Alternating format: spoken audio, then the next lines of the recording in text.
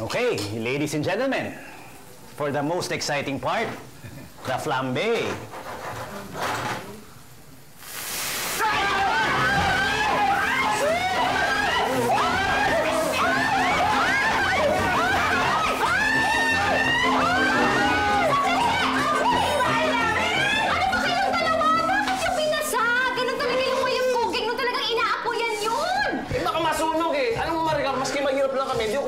Sunog!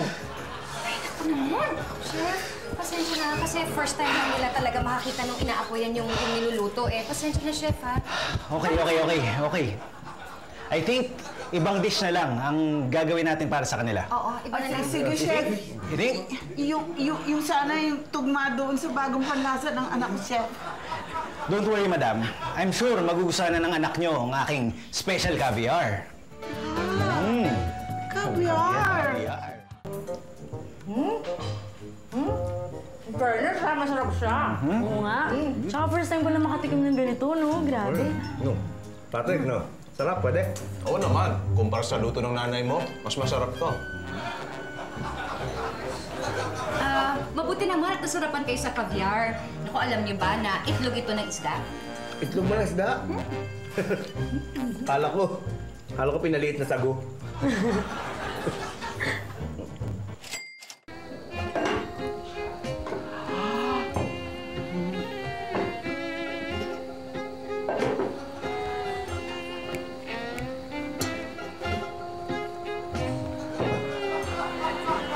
Ladies and gentlemen, I'm proud to introduce two of my specialties, Poludo gratin and Poulet à la Provençal.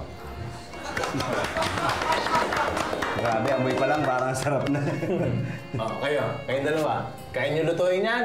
Hindi nyo kaya lutuin niya. Kakaiba yan. Ano? Titingin pa to. Ano to?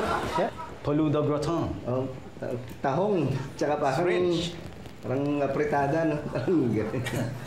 Ganda ng pangalan, pero ordinaryo ng lasa. Ha?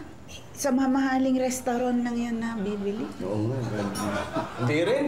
Ganyan din yung kinakain natin doon sa turo-turo ni Aling Tasing. Mas masarap pa kayo luto niya dyan, eh. Chef! Bihira. Anong ginawa mo? Anytime, anyone, anyhow. Halika manood at sumigaw. Anywhere in the world, everybody in the house. Click and subscribe now.